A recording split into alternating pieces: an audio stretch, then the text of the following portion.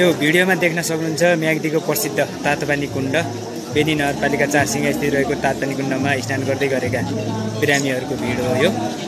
तातोपानीको मुख्य पोखरीमा यसरी दैनिक जसो अहिले बिहान 5:30 बजेदेखि बेलुका 5:30 बजेसम्म दिनौँ 12 घण्टाको दरले चाहिँ यसरी नुहाउने व्यवस्था मिलाएको छ तातोपानी कुण्ड व्यवस्थापन समितिले र महिला र पुरुषले आफ्नो पालोमा चाहिँ 2 घण्टाको दरले चाहिँ हरेक दिन नुहाउँदै आइरहनु भएको छ।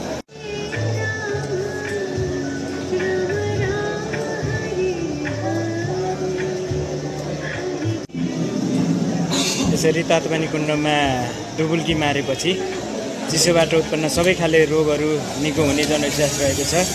र हेर्नुहोस् दर्शक महानुभावहरू, यसरी तातोपानी कुण्डमा नुहाएपछि शरीरलाई चाहिँ तातोपानीमा चुडुममा डुबाएपछि चिसोबाट उत्पन्न सबै खाले रोगहरू निको हुने जनविश्वास रहेको छ। चिसोबाट उत्पन्न हुने ग्यास्ट्रिक, बाथ रोग